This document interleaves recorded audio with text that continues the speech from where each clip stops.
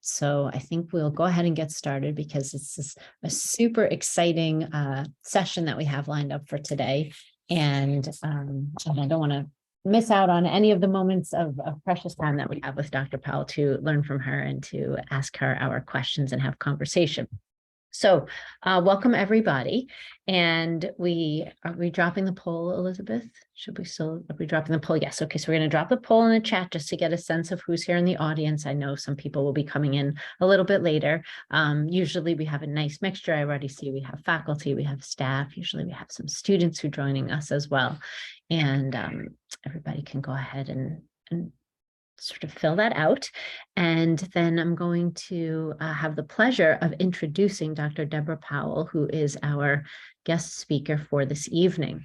So Dr. Powell joined the University of Minnesota Medical School in 2002, and she served as Dean of the Medical School and Assistant Vice President for Clinical Affairs until 2009. Currently, she is Dean Emerita and Professor of Laboratory Medicine and Pathology. We reached out to Dr. Powell because she is well known nationally for her expertise in medical education. She recently served as a member of the Board of Advisors of Tufts University School of Medicine and of the Geisinger Commonwealth Medical School as Vice Chair of the Senior Fellows Group of the Association of Pathology Chairs. She has also served as a member of the LCME Council, the Advisory Council of the National Center for Complementary and Alternative Medicine, and the Department of Education's National Committee on Foreign Medical Education and Accreditation. She is a life trustee of the American Board of Pathology. And in 2013, she received the Distinguished Abraham Flexner Award for Distinguished Service to Medical Education, which is now the Award for Excellence in Medical Education from the AAMC. And for those of you who know that award, you know it's a true high honor. Dr. Powell was also elected to membership in the National Academy of Medicine in 2000. Dr. Powell has served as a member of the NIH Scientific Management Review Board, Chair of the Board of the Association of American Medical Colleges, past President of the American Board of Pathology, past board member of the Institute for Healthcare Improvement, and a past member of the Board of Trustees of the ACGME and the CFMG. She received her MD from Tufts University School of Medicine, completed her residency in pathology at Georgetown University Medical Center and the Clinical Center of the National Institutes of Health. And before joining the University of Minnesota, Dr. Powell was Executive Dean and Vice Chancellor for Clinical Affairs at the University of Kansas School of Medicine. Prior to that, she chaired the Department of Pathology and Laboratory Medicine at the University of Kentucky in Lexington. Dr. Powell is a true expert and innovator in medical education, and we are absolutely delighted to have you here with us today and very much looking forward to your talk on competency-based time variable medical education. Thank you, Dr. Powell. Thanks so much. I really appreciate that introduction, and I'm really excited to be with you today because I'm very excited about your plans for a new curriculum. It's always an exciting and a daunting time for any medical school. So today I wanted to talk to you about some experiences that we have had in time variable medical education and specifically the EPAC project. And my objectives are really to just briefly talk about the essential components of competency-based medical education and define them, and then to discuss the importance and the value of competency-based medical education in really serving as a connector for the parts of medical education and the continuum of undergraduate, graduate medical education and maintenance of certification in practice. And then to talk about some of the data and some of the lessons that we learned from this national time variable competency-based medical education pilot project, EPAC. And then finally to discuss some possible strategies and things to think about in the implementation of a time variable competency-based medical education curriculum. So this is the definition of competency-based medical education that was put forward from the international collaborators group on CBME. And it is an outcomes-based approach to the design, the implementation, the assessment, and the evaluation of a medical education program. And it uses an organizing framework of competencies. So the general principles for competency-based medical education is that it must be developmental. It is a system that recognizes that competence is acquired over time, and it builds on your prior knowledge and everybody's prior knowledge that they come to competency-based medical education is different based on your experiences in your education and a lot of things. And so it must be individualized. You must recognize that the trainees bring personal competencies that they've already mastered when they start medical school, when they start GME, and they all are different in skill sets that they have. And then it has to be flexible, and that's where the time variable part comes in. It really depends on the abilities and the needs of each student. So we have to find a way to build flexible pathways, and that's very difficult. It requires that learners, our students, and teachers, our faculty, have to do things very differently than we've already done. And that's really important. Those differences are really important to think about and adjust to. And because of this, it requires very different assessment methods than we're used to doing. And that's a challenge. And then it requires an organizing framework of competencies, particularly. So this is just a little chart that I put together for another talk that was really about the timeline of CBME, because one thing that's very important is to recognize it's very old. The first papers came out in the 1970s that were talking about competency-based medical education, but it really didn't get any traction. And medical schools over time have done different things to think about certifying their graduates. Brown did this in 2000, where they talked about giving certification to their graduates in certain competencies. But really, it wasn't until the ACGME, in company with the American Board of Medical Specialties, started their outcomes project back in the end of the 1990s and developed the 6 competency domains for graduate medical education and for physician practice, that this really began in this country. At about the same time, the Canadian medical schools developed the CanMeds competencies for general physicians, and then their expanded competencies. Then we had the development of the entrustable professional activities, which had been going on in the Netherlands, and the first publication that came out from that. And then the University of Toronto started a competency-based orthopedic surgery residency, which now has evolved into all of the Canadian residencies doing a competency-based medical education program for every residency in Canada.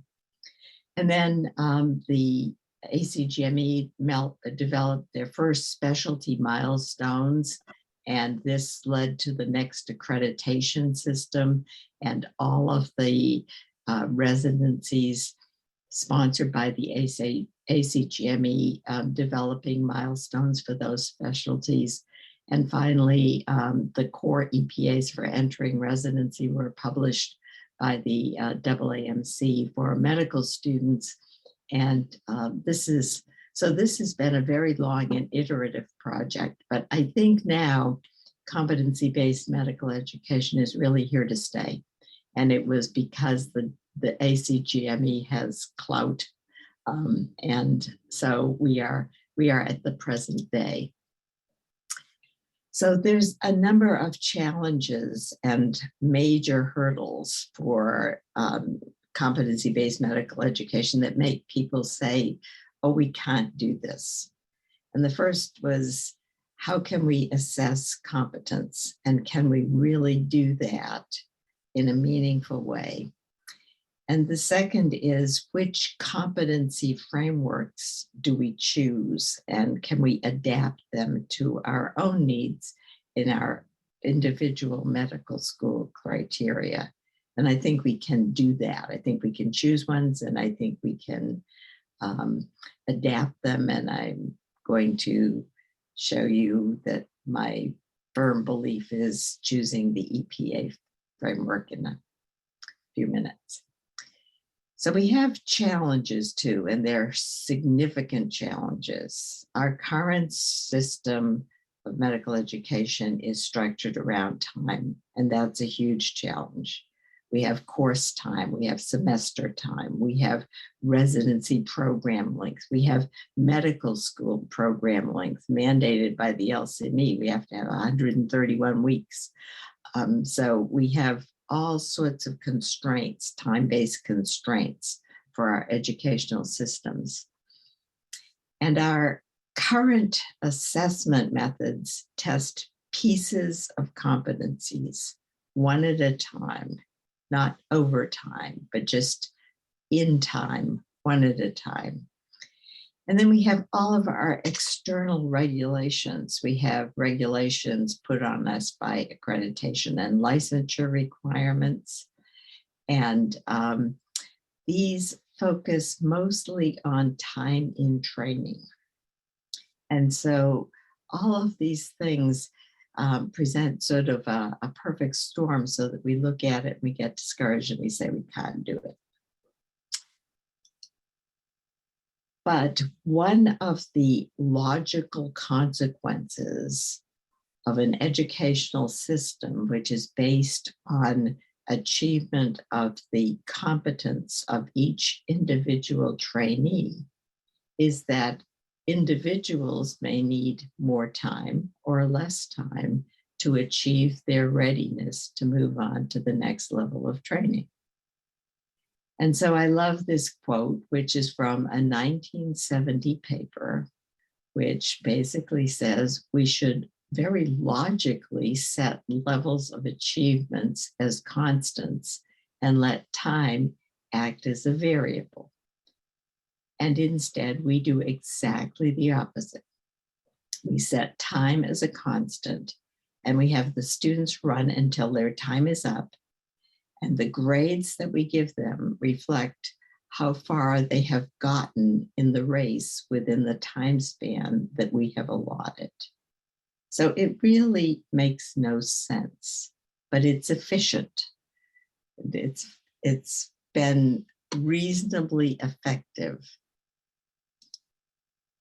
So time is something that we really have to deal with, and logically, realistically, we would develop a variable time curriculum.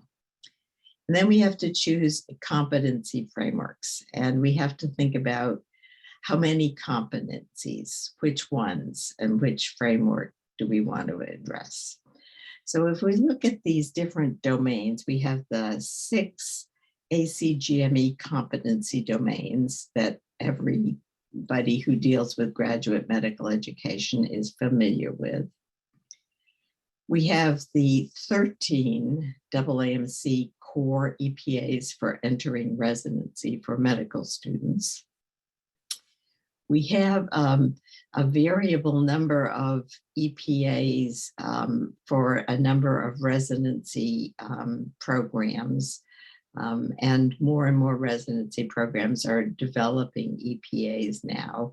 Pediatrics has 18 EPAs for pediatrics, general pediatrics residency. My own specialty pathology has 19 that we're just adapting or adopting, and medicine, surgery, neurosurgery. A number of different residencies have been developing EPAs. Then we have the residency specific milestones with 5 developmental levels, and the milestones vary greatly in number and complexity among the different specialties in this country. In Canada, we have CanMeds, and CanMeds started out with CanMeds 2000, where there were 7 general physician competencies. And then by 2005, they had evolved to 28 key competencies and 154 enabling competencies and subcompetencies. And I just put that there to show you that some of these systems get very complex and very difficult to manage. So this is a quote from David Leach, who said the relevance of the work is dependent on an integrated version of the competencies, whereas measurement relies on a speciated version of the competencies. And this paradox cannot be resolved easily. The more the competencies are specified, the less relevant to the whole they become. And that's an important thing, because you can make the competencies as granular as you want, but the number gets unmanageable very quickly.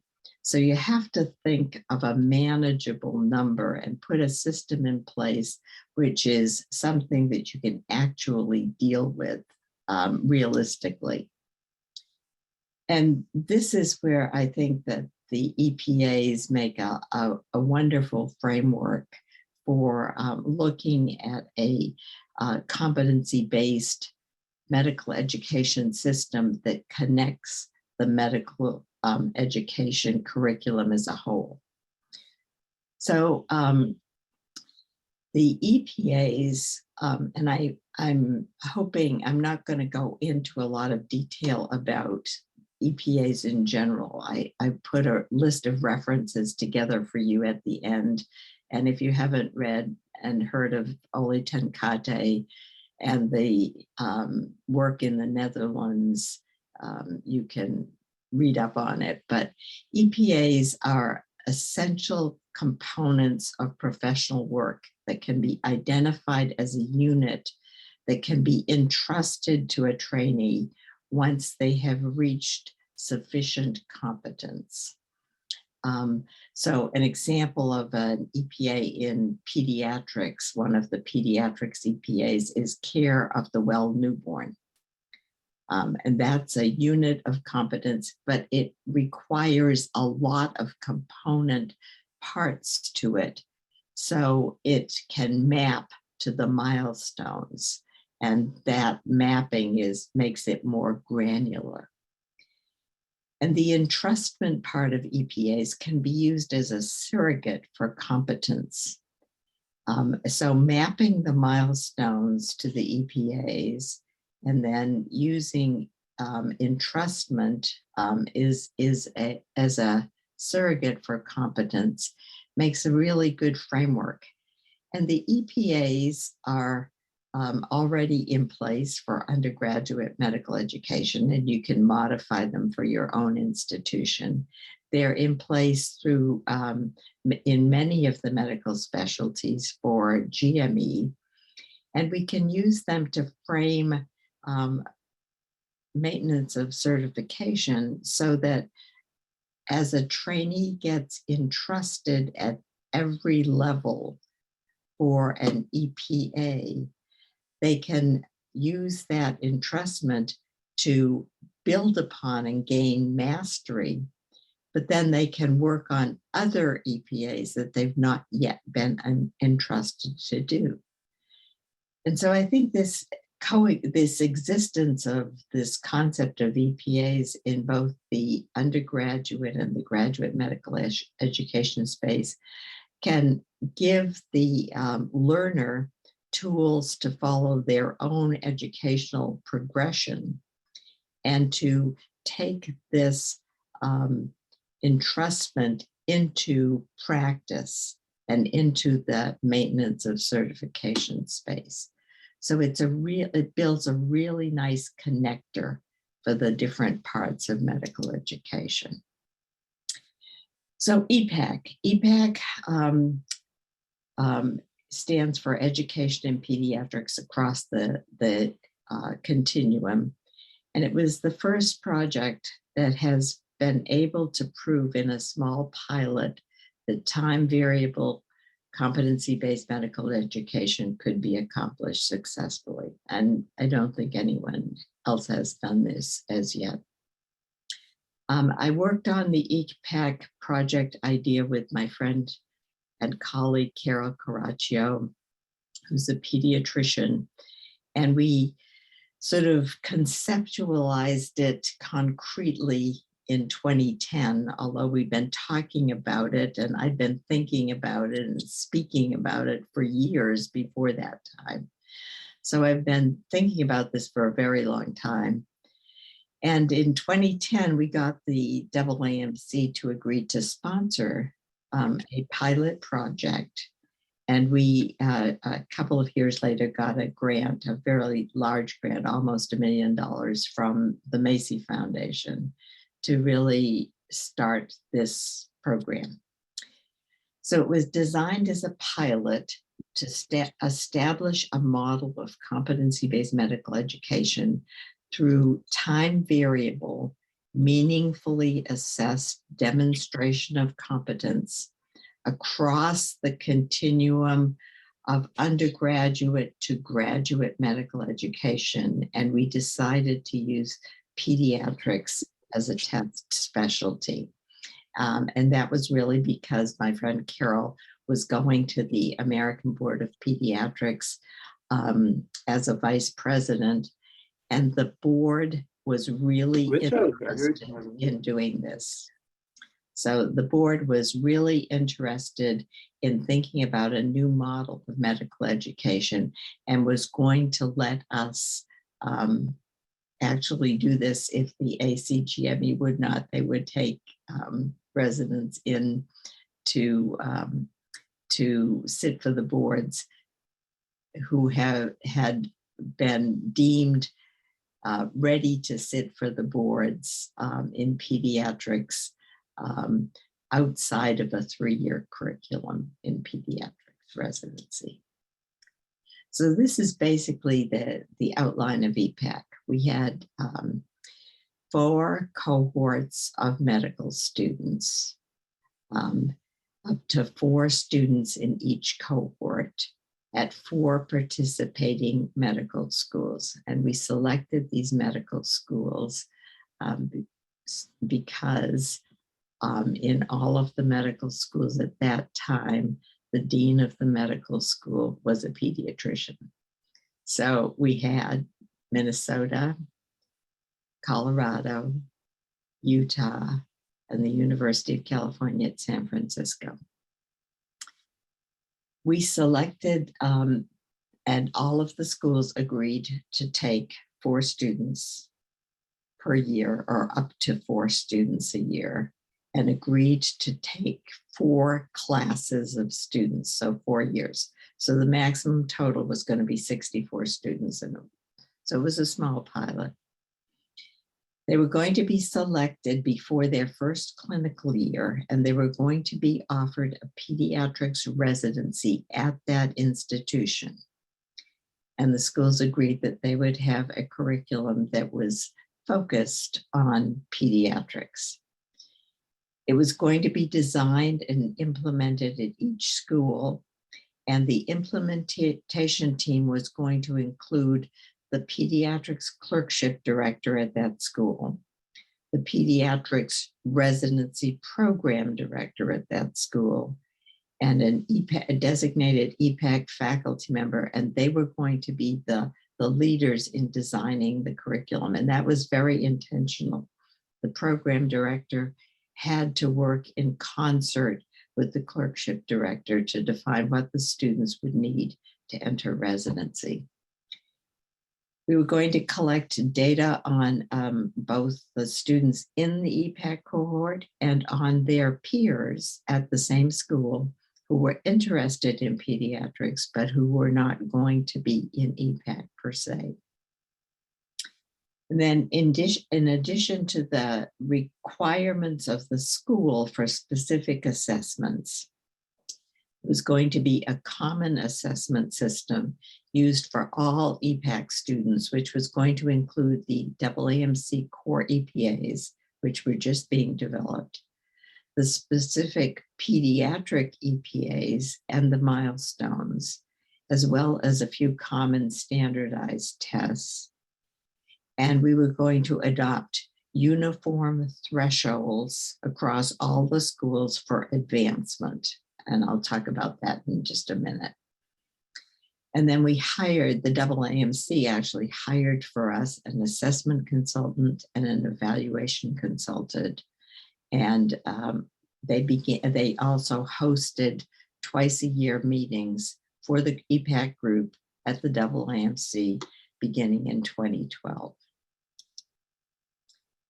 So our curricular plans for EPAC were that we would have a longitudinal continuity pediatric clinic, which would begin at either year 2 or 3 in the medical school and extend all the way through residency, so that the EPAC students would follow this panel of students and add patients and add to it all the time that they were in medical school and residency. The residency slots were guaranteed when a student was selected for an EPAC cohort, and they would know that the students might be entering residency at variable times. There was an emphasis on pediatrics throughout the curriculum, starting even as soon as year 1, where there would be early pediatric clinic experiences. There would be service learning projects around pediatrics. There would be, at least at my school, summer internships after year 1. And so we were emphasizing pediatrics to choose students who already showed an interest in pediatrics. And each school agreed, as I said, to take up to 4 students a year for 4 years. And the first group of students who entered EPAC started medical school in 2013. And then there were some differences. When I started this project, I thought everybody had to be exactly the same. And I quickly realized that they couldn't be, because each school had different requirements. And even though they agreed in concept that they would like to do this, they couldn't all do this. So I was assured by our evaluation consultant that it was okay, that we could be different and still succeed. And that was very calming to me, because I was quite nervous about it. So we had 2 LICs at Minnesota and at San Francisco. And the Minnesota longitudinal integrated curriculum was a pediatric-centric curriculum that we built from scratch. Students saw adult patients, and they saw almost as many adult patients in this pediatric-centric LIC, but the focus was definitely on pediatrics.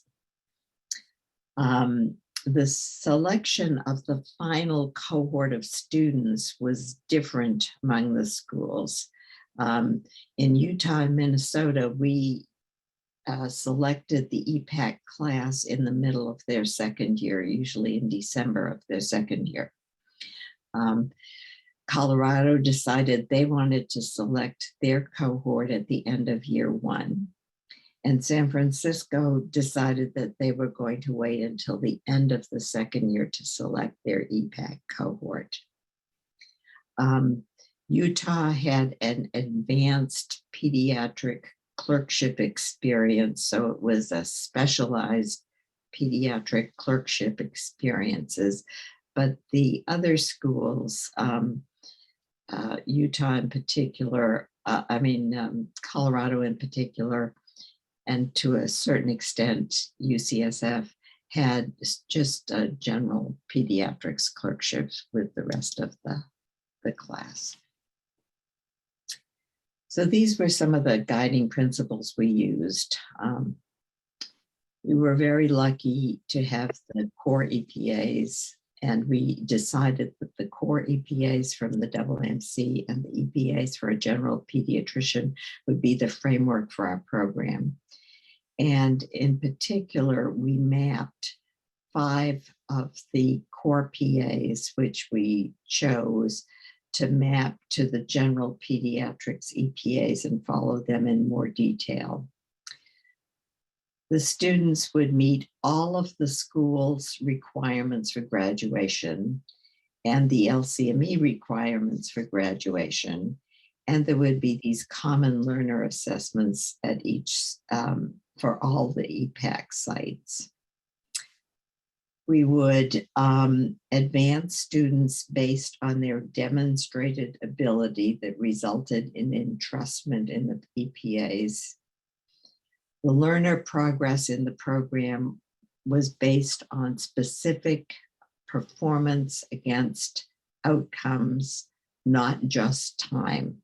And the outcomes were designated as competencies demonstrated through and a defined entrustment level for each activity. And we agreed that we would accept milestone achievement at level 3A of Carrie Chin's assessment scale from her paper that I've referenced for you for progression to residency. And this level 3A was based on specific outcomes and individualized process.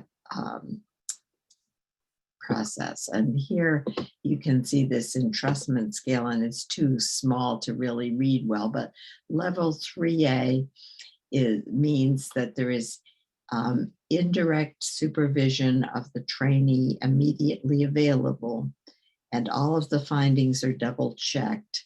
And this is what we expected every student to have for every one of the 13 EPAs before they were deemed ready to move on to residency training. And many of them got further along than this, but everybody got to 3A. And it was hard in some of them. So where's EPAC now? So most of the original 4 cohort students have either graduated or in their final year of residency. And the trainees in the program have gone on to fellowships, and a number of them have entered private practice already. The last ones are in their final year, and some are still in fellowship training. They've all stayed at their institution for residency. One resident left after year 1 at one of the schools to train in pediatric anesthesiology. About 15% of our trainees left EPAC, and we always built an off-ramp for them. That was really important because we recognized that not everybody knew by the time they were second-year medical students that they wanted to be pediatricians, even though they said they did. We had overall about 15% of the students left EPAC. They usually left after their clerkship year. Some of them stayed in pediatrics, but left to train in pediatric neurology, which required 2 boards, neurology and pediatrics. And some of them decided that they would just drop out and finish medical school in a normal path and match outside the promised residency. And that was particularly true for the ones in pediatrics doing triple boards. Others dropped out to match in family medicine or internal medicine. And we had built the off-ramp so that they could finish their third year in enough time to prepare for other residencies in their fourth year if they decided to change. And those were the most common choices. But we kept the vast majority of our students in pediatrics, which was great. We've actually got 2 of the original cohort of EPAC students fellowship trained who are joining the faculty at Minnesota. And I think that's really exciting for us. These are some of the challenges that we encountered in EPAC. We had many challenges. The first was barriers to time variable medical education, competency-based medical education by local and by national organizations. So we had local medical school orientations, regulations, and that meant that the only school that was really able to successfully do totally time variable competency-based medical education was Minnesota. And we had our first student in our first cohort entered residency in August of what would have been her fourth year in medical school. And then all of our first year students entered residency before December of their fourth year in medical school in our first cohort of students. And thereafter, in all of our other cohorts, they entered residency early. And we had to work around to do that. And the way we worked around to do that was to have them do orientation with the incoming residency class in July, and then continue on and move into the residency class when they were ready, but they were socialized to the residency class. Utah did a partial time variable in that they had a separate graduation in January, and all of their students moved into residency in January of their fourth year because they had a medical school graduation in January and another one in June. And we had promised the ACGME that we would have students have an MD degree before they entered residency. So state licensure was another barrier in California. The state of California had very rigid requirements for entering residency, including number of days in medical school, certain curriculum requirements, and in concert with UC Davis that was developing a 3-year curriculum, the chancellors of the California schools went to the state licensure board and got the regulations changed. So we actually changed state licensure in California because of EPAC and the Davis program. Some schools' residency start times proved to be challenging to get over, and the biggest barrier that we faced was the National Residency Match Program, who were very concerned about our starting out of sync, and we really had to learn to work around that. They would not give us an exemption. The LCME gave all of the 4 schools exemptions for doing EPAC from their time requirements. but NRMP was a real problem for us. So other challenges were the LCME, the USMLE scores. And this was a time, you remember, when USMLE was not pass-fail.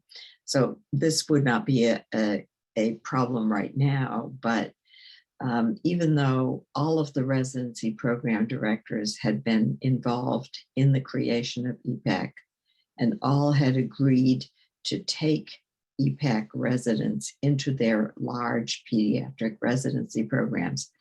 At some schools, we had residency selection committees, and the people on those committees were concerned that our EPAC student scores were lower than the scores of the residents that they usually took through the match.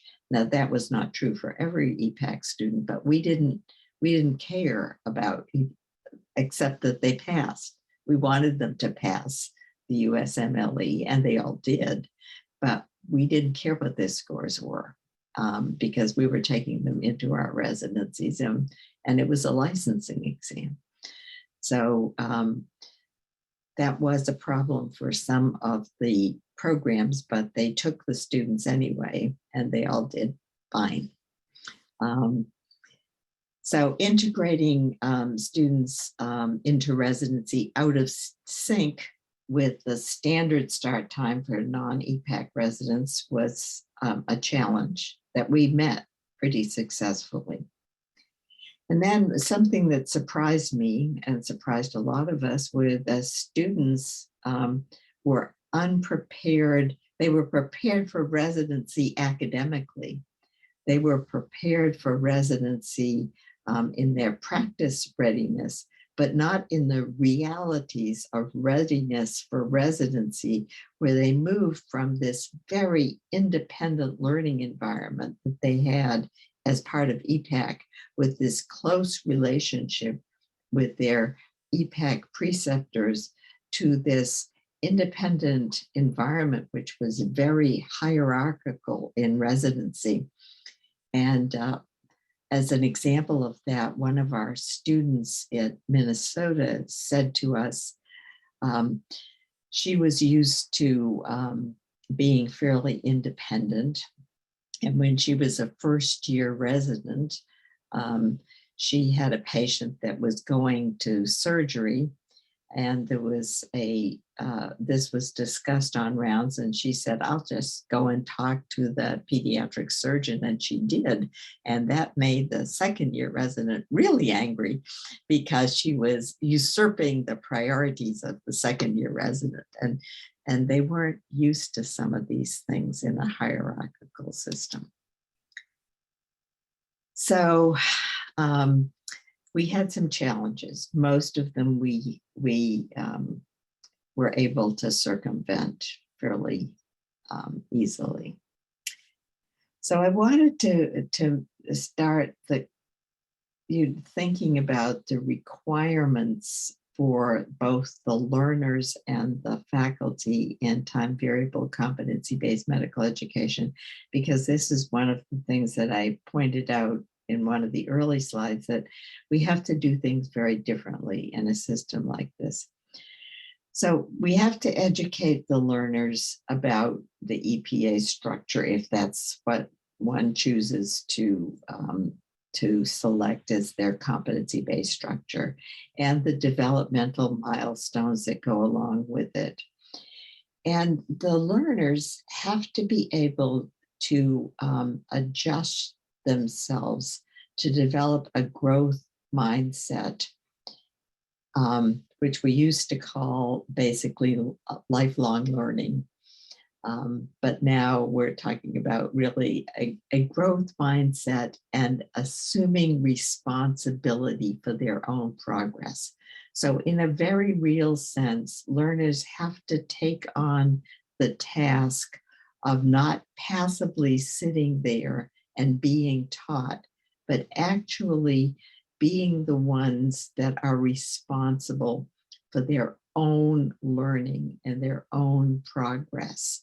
They have to be the glue for deliberate practice, because they are the ones who are going to follow their milestones, their accomplishments, their competence in the EPAs over the life of their practice. And they have to assume this in medical school. They have to assume this early. So they have to see where they're going. They have to learn to measure themselves as they accomplish new things. So they have to measure the newer versions of themselves, or the evolving versions of themselves, rather than thinking of measuring themselves against their peers. And this is what they've done in college. In college, they've measured themselves against their peers. Now they have to change and think about, only can I be better? How can I be better? They have to ask for the feedback that they need. And that's what our students learn to do. They learn to ask their preceptors for what they wanted to do. So, for example, a student would go to a clerkship site and would say to their preceptor, today, I want to work on this specific EPA, and I would like you to, when you observe me with patients, evaluate me on this EPA. You can evaluate me on anything else, but I'm working on this today, and I need to be evaluated. And so if a faculty member would default and say, oh, I'm going to give you a 5, a level 5 on this EPA, the student would say to the preceptor, but you can't possibly, because this is the first time that I've actually even done a history and physical exam on this patient. Or I'm going to give you a level 1 because you're new. You'd say, well, if you were going to give me level 1, you shouldn't have even let me in the room with that patient, because this is what level. So students have to ask for their feedback. Faculty also have to be educated in and understand the EPA structure and the developmental milestones and what they mean. So there's got to be a lot of faculty development. And they have to be able to monitor progress over time and move from a time-based to a readiness-based advancement scale, where you evaluate each EPA separately, as either the trainee is at this point either more or less ready for supervision. Do they need less supervision, or do they need more supervision still? And faculty must be involved in preparing all the phases of the curriculum collaboratively. And they have to give very different feedback based on the trainees of each individual trainee. So some things to consider if you're going forward with time variable competency-based medical education. And some of these things I'm still thinking about because I didn't think about them before. So what about the preclinical curriculum? What about time variability in the preclinical curriculum? How do you assess EPAs meaningfully and advance students independent of time in the basic science courses? This is really hard, I think, and it's really hard to think about. And you need the input of clinician faculty in this phase, not just basic science faculty. How do you scale up from pilot projects such as EPAC? We could do EPAC because we had only a few students. So even though our students weren't trained early in the growth mindset that you really need, we were able to do it in a small pilot because there were only a few students, and the faculty worked really intensely with those students. We had a clinical competency committee. We had a very nurturing EPAC director who was separate from the clerkship director. That was a different environment. If you scale that up to a whole class of students, it's much harder. Should there be a smaller teaching faculty to ensure a longitudinal assessment? Should there be a designated group of teaching faculty who will follow these students all the way through the undergraduate space? Do you have to have LICs to be able to do this? What is the role of clinical mentors? Will residencies need to be local?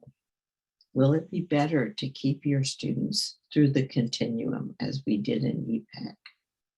Can students who've done CBME in one school be successful in residencies where they don't have that framework? It will be much harder to connect if there isn't the same framework in the undergraduate space as there is in the graduate space. Will schools need to experiment with a small pilot in order to scale up?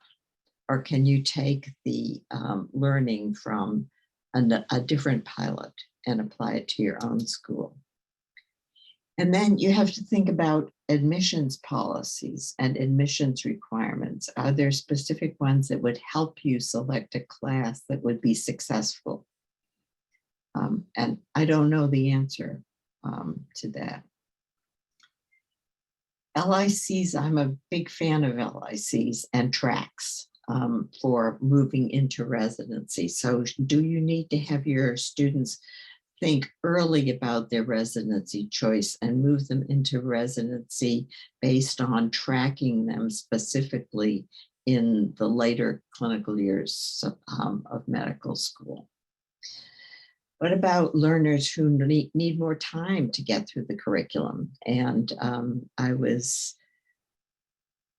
specifically thinking about our flexible MD program at the University of Minnesota, which allows us to give learners more time. And we can talk more about that if you want to. And then different assessments. You have to think about different assessments, higher and lower stakes assessments, and educating for deliberate practice. And how do you choose assessment models for that? Because most of what we do with multiple choice questions are not going to be exactly the kinds of assessments that you need for deliberate practice. And then finally, really thinking about, can you develop a same institution structure that allows the students to go through GME programs in your own institution or in selected institutions as part of consortium of CBME schools, which I think is a good structure if you can do it. So these are just some of the things that I've been thinking about a lot and wondering about, and think I have good ideas about some and less good ideas about other. It's a journey that we're all taking. So that's the end of the formal remarks that I wanted to make. And I took a little longer than I anticipated, but I hope that we can have a meaningful discussion about this. And here is a bibliography. I've got 2 slides of a bibliography that I've put in place for you. If you can only read one of these papers, I strongly suggest that you read this very recent paper from my colleague, Carol Caraccio, which is the absolutely, when I read this paper, I had to call her up and say, oh my goodness, you've nailed it. And so reference number 9 on here is the You've Nailed It paper to read. Fantastic. Thank you so much. That was a great talk and so much, I think, for all of us to think about and to layer into a lot of the thoughts and the conversations that we've been having. So I guess, we're not a tremendously large group this evening. So if people have questions, if you want to use the raise your hand feature, I think we can have some discussion, and I can call on individuals who wish to ask questions. If you prefer to put your question in the chat, that is fine as well. And I'm happy to answer those, to pose those questions.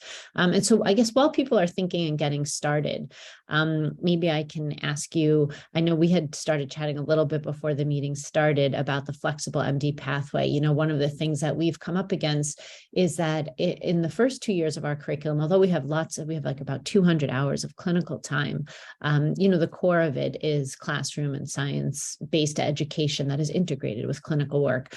But we have because we're very integrated, we have one course running at a time. So if a student, say, has to take a leave or miss a course or needs to redo a course, you really have to wait a whole entire year to do it again. And this has felt very fixed and, unfortunate, and something that we didn't intend when we design our curriculum. And so I'm wondering if you could maybe just talk a little bit, you were mentioning about the flexible MD pathway, how does that work in terms of providing flexibility for learners who maybe want to do some type of enrichment or perhaps need some form of deceleration?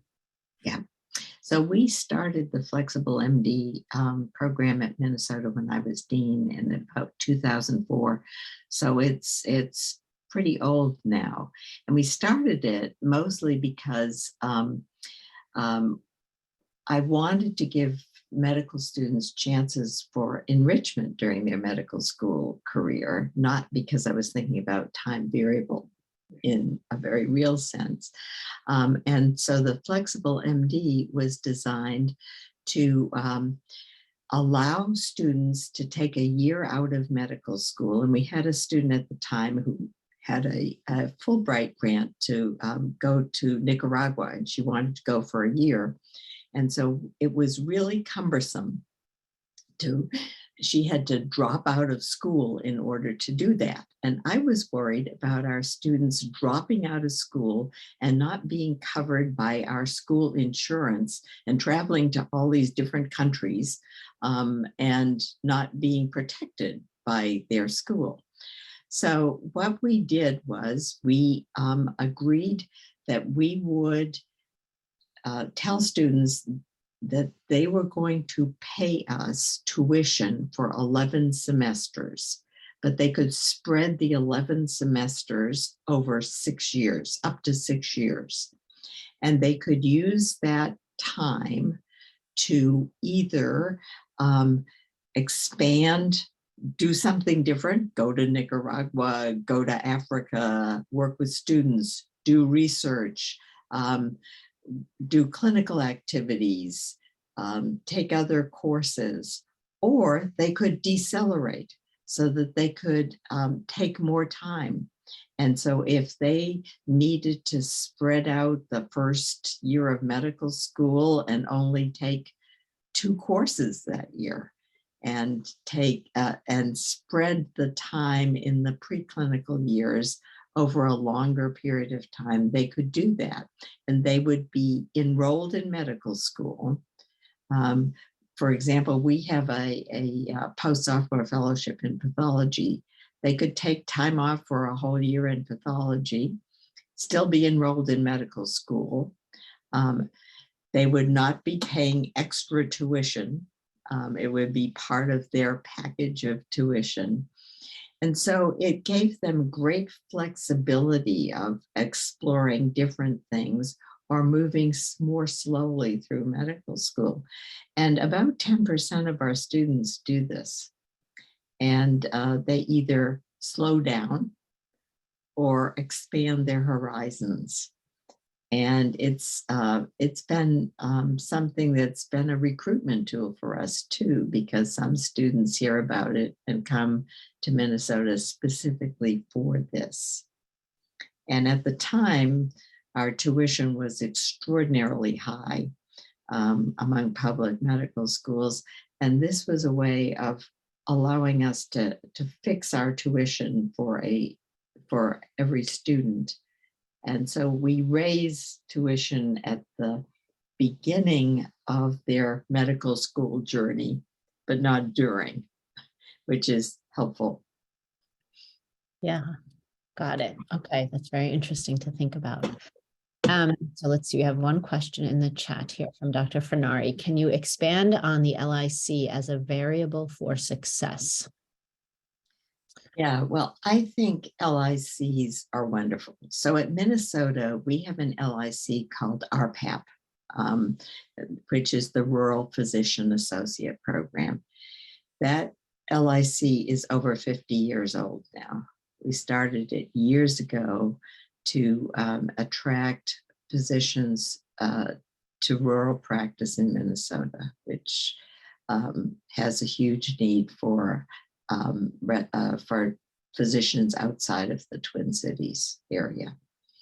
And so that model has been extremely successful. Students spend 9 months of their third year in a practice with a rural family physician, usually, occasionally internal medicine, but certainly primary care, in a small town in Minnesota. And they are students who are admitted either to our Duluth campus or our Twin Cities campus. And 70% of those students are still practicing in a small town, under 20,000. Most of them are practicing in the 5-state area of the Dakotas and Wisconsin and Minnesota. And they have most disproportionately stayed in primary care. So most of them are in family medicine or some of the primary care specialty. So it's been a huge success. So now about 15 years ago, we started MetroPath, which is a much smaller program. We take about 40 students a year in our path, but MetroPath was for people who wanted to do urban underserved. And they have an LIC dealing with urban underserved patients, same model at one of our clinics in the Twin Cities in Minneapolis. That was an experiment where they actually had residents in the LIC. We didn't have any residents when they were practicing in rural Minnesota in a primary care practice. Now we have, I think, 7 LICs, including the EPAC LIC, because we've kept EPAC at Minnesota beyond our, we like it so much that we've kept EPAC beyond our first 4 cohorts. So EPAC is still going strong at Minnesota, not in San Francisco, but in Utah and Minnesota. So we have EPAC continuing. And we have LICs at Hennepin County Medical Center, at Regents Hospital, at our VA. And so we like them very much. And so I'm a huge fan. I don't think you have to do LICs, but I think it really helps if you do them.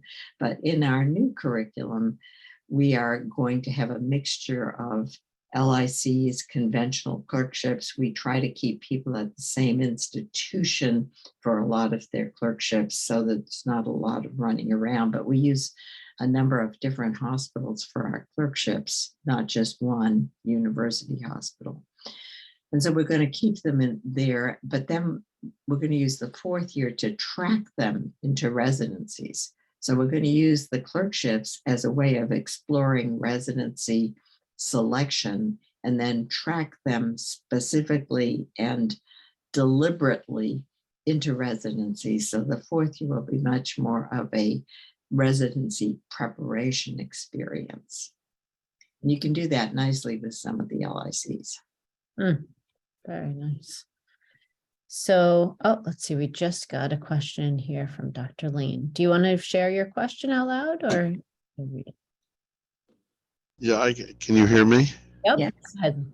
Okay. Hi, my name is Lou Lane. I'm an orthopedic PD, and I'm quite familiar with the Canadian orthopedic residency, a competency-based model. We've been hearing about this for years, And just recently at the Council of Residency Directors in Ortho, we spent quite a bit of time talking about it. But on the undergraduate medical education basis, I can understand how this could work nicely for an individual interested in pediatrics, internal medicine, radiology, even general surgery.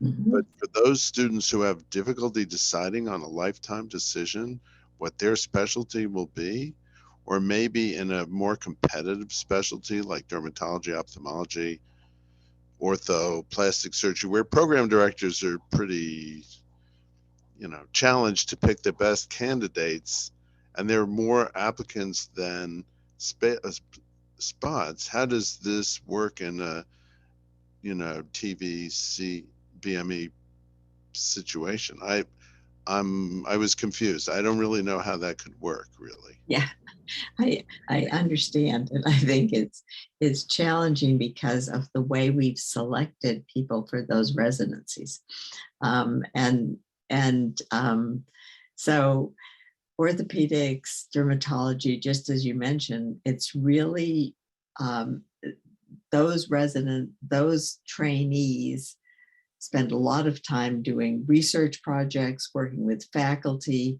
trying to become, make themselves stand out from the group. And you would have to have the program directors be willing to take people irrespective of now their scores on step two, because people are going to be selecting them based on their scores of step two, whereas they used to look at the scores in step one and two. Um, and so you're going to have to look more at the school's assessment of readiness for practice. You could still track them through the fourth year. You can track them into an orthopedic track. You can build on them in the fourth year. You can do different things with them at that time that they would have the opportunity to prepare themselves better for success in a very competitive residency program. But it will require the residency program directors to do things very differently than they've done before. And the challenge will be that they will have, um, you know, other programs in the country using the old metrics for selecting residents, which I don't think were very good, but they were what the program directors needed, which is an argument for keeping your own students in your own residency. If I may just steal a little more, because it may have some broader applicability here, because you brought it up, is certainly in ortho there was, and I think in other institutions, there's been some talk of turning the fourth year of medical school into sort of a pre-residency, Mhm, mhm, which could fit more better in this type of situation. But I just, it's, at what point do you leave the general track and pursue your own track? And then if not all the students are going to be accepted into that specialty because there are only so many positions. So what happens to that poor student? That student has invested the last 12 months or 8 months or whatever it is in that area, and then they get shut out. Then they have to go back. And then what's the medical school going to do with all these extra students, the 10 or 20 or 15 in a class that don't match in their specialty? Then the medical school is stuck with, they already have 100 coming through. Now they have 115. It gets to be kind of messy. Does get to be kind of messy. And that's when you really need to use your faculty to network with other schools. That's why I like a consortium better.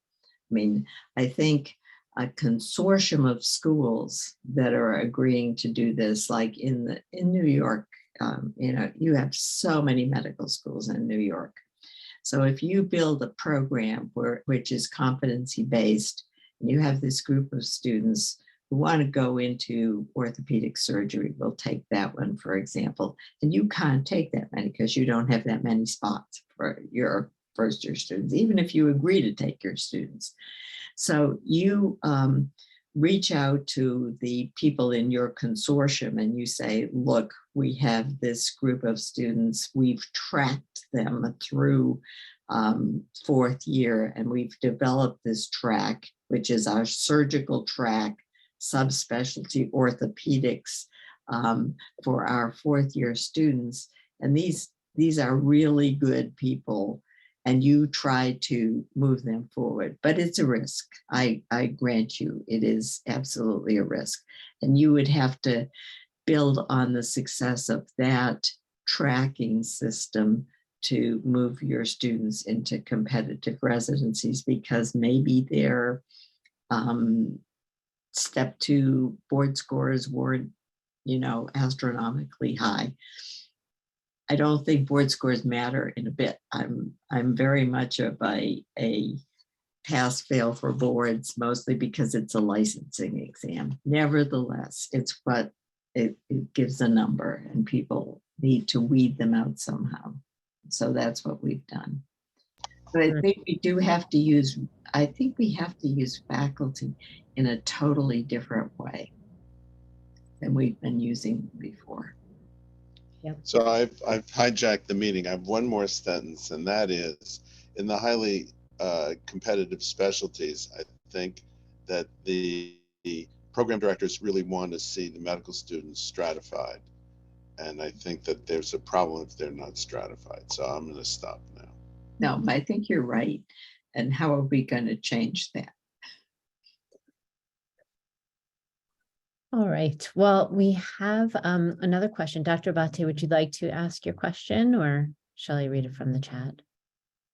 Sure, I can ask it. I was just wondering if the time variable training, can it be applied to the first 2 years of medical school? Meaning, our students, do you think they can finish their preclinical training earlier than their cohort, or do we have to limit this to the clinical years? I think we can do it earlier, but I think this is where the admissions process comes in, and you have to think about it. And this is what I've been spending a lot of time thinking about right now, especially as we embark on a new curriculum, which I'm not happy with every aspect of. But so what do we do with the basic science curriculum, and how should we change it effectively? And a lot of schools right now, including my own, are moving to organ system-based curricula, and they're shortening the preclinical years. And that in itself, neither of those things is necessarily bad, but we're trying to engraft the old course-based curriculum into an organ-based curriculum without thinking critically about what the student preparedness is and how much we can teach in the preclinical space. And I think that means that we really need clinical faculty to work with the basic science faculty, which is often a non-MD faculty, not always, but often a lot of PhD experts in different areas, to think about the medical knowledge that is required from the basic science curriculum, and to think about what we can't teach in medical school, and that the students have to come prepared with already. And Oregon did this really well, I think, because Oregon Health Sciences University started a new curriculum in about 2012 with one of the AMA grants for revising the curriculum. And their basic science faculty got together and they decided on what they were going to be able to teach and what they weren't going to be able to teach. And so they put up a list of topics that they were not going to be able to cover in medical school because there wasn't enough time, and sent that out to accepted students with a link from the Kaplan courses, which are free, to every single one of the things that they felt were necessary to that the student be prepared in, but not going to be taught in medical school, and suggest the students that if they didn't feel competent and say in DNA transcription and translation, or DNA to RNA transcription, translation, there's a link and you should review this. And I was so impressed with that, because it meant, what are we going to cut out and how are we going to remediate the students for this? And what can we actually successfully teach them in? And so when they did that, they weren't thinking about time variability. They were just thinking about the time that they had in their individual courses. But I think we can think about that more critically, because, you know, if your school is anything like my school, we're taking students in who, some of them were biochemistry majors, some of them may have advanced degrees in biochemistry, or you name it, genetics, microbiology, whatever. Others of them are political science majors or English majors, and we want them, all of them, but they're not all at equal levels of science basis when they came in. My school started, and I've been on the admissions committee for several years now. We started a competency-based admissions project back in 2018. We've got all these years of competency-based admissions where academics, GPA and MCAT is only one of our competencies, and it's regarded as equal to the other competencies that we have. And so we're trying to look at many different things to see who's acceptable for medical school. And we don't have many admissions requirements for our school. So you have to think about what you're going to require in terms of a scientific base and what you're going to be able to teach. And you have to involve the clinical faculty, I think, in thinking about how much and what kind of science do you need for medicine. And I believe you need a lot of science for medicine, but I want the science to be meaningful science. What do you need to come into medical school? What do you need in the first few years? And what can you move into the clinical space, which is very hard to do. So I think I think you can do it. I think you can do it in a variety of ways. But I think it takes a lot of time and attention, and it's not just the job of the basic scientists. It's the basic scientists working with clinical faculty who are interested in the preparedness of students for their clinical years. So I want to pick up on that and ask kind of a general question, you know, whether we're talking about doing this in the sort of preclinical or clinical space and whatnot. You know, we have 100 students per class, so on the relatively small size, but still that's a lot of students as we're thinking about this concept. And I heard that you said in the pilot there were 4 students per cohort at each school, but you all have continued it. So, and I don't know about other places and what their numbers look like. So I guess, what's the largest number that you've seen in a cohort that people have attempted so far to date to evaluate and move through in a time variable way? And like, what do you think about when you hear the number 100? Obviously not starting with 100, but is this concept ever even potentially scalable to that many people, do you think? That's what I don't know, because I reached out to Oregon a few weeks ago because I knew that they were thinking of doing it with 15 students to see if they had done that, and they didn't. They abandoned it. They didn't do it. So I know that that hasn't been tried. The AAMC had 10 schools in their core EPA pilot, and they've all finished. And I know that Vanderbilt was thinking of evaluating students on the competencies, but not necessarily time variable. So I don't know. That's a simple answer, how many you can do it.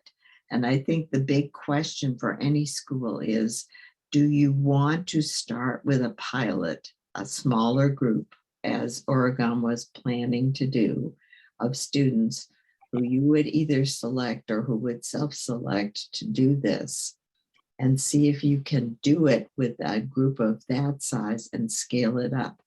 Because our students in EPAC were not, they were selected because they wanted to be pediatricians when they came to medical school.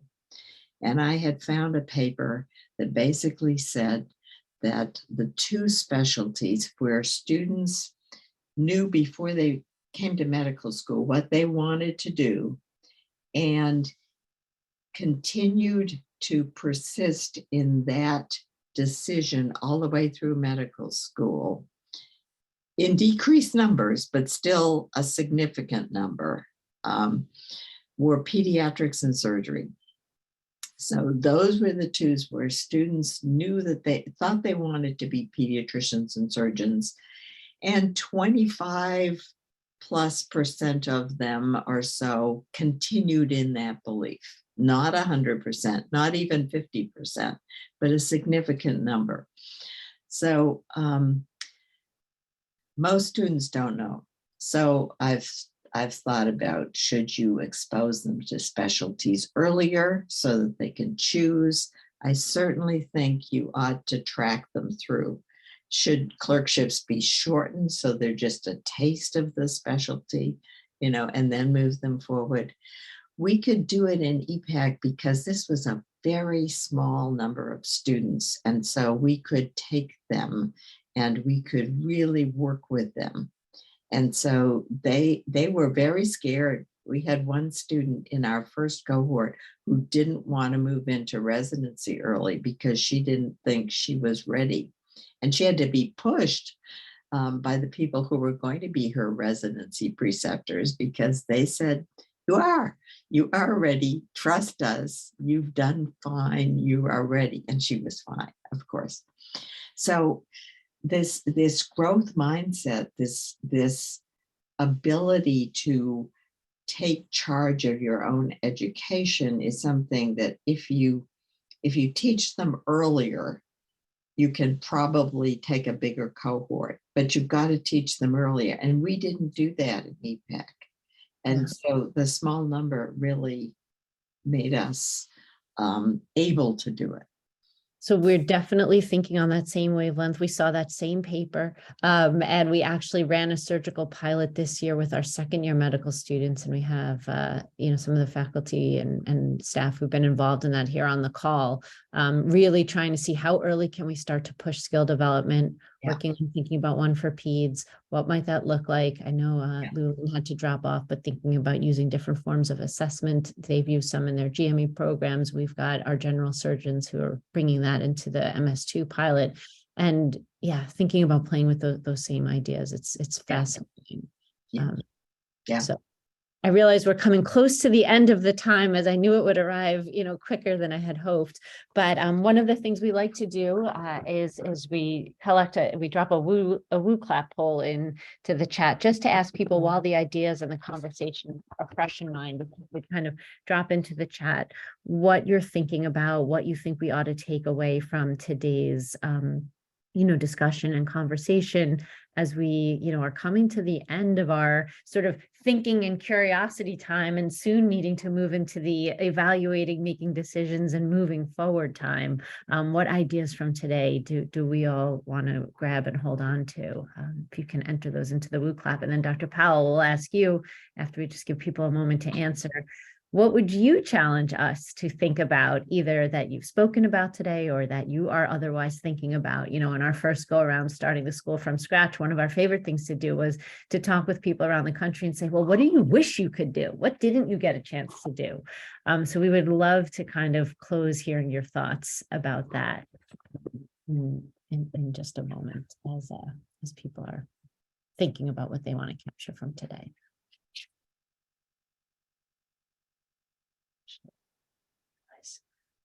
I have to sign in as well.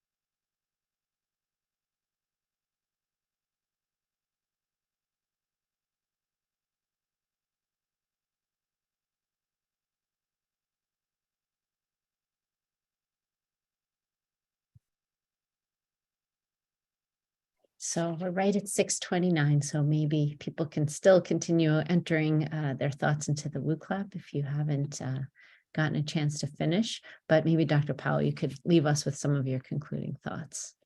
Well, I think that this process for me is really important, and it's potentially the future that we should have for medical education. But you shouldn't embark on it unless the faculty are really ready and able to do this. And faculty these days are really busy and really time constrained. And this is going to involve clinical faculty in a big way that really have to inform the basic science years and be willing to work and follow this. So if you have a dedicated group of faculty that can be freed up to basically take on this hard work, that's going to be the enabler of your success, I think. And if you have that, then go for it. It's worth doing. There's a whole support network out there of people who will help you, but it has to depend on the faculty. And so I would make sure that I had that in place personally before I did it. Great advice. Our dean at the beginning of our renewal process has encouraged us to be courageous and not reckless. So I think we probably have that nice balance of thinking about that in both those ways. So really just want to express great appreciation and thanks to you for a wonderful talk today.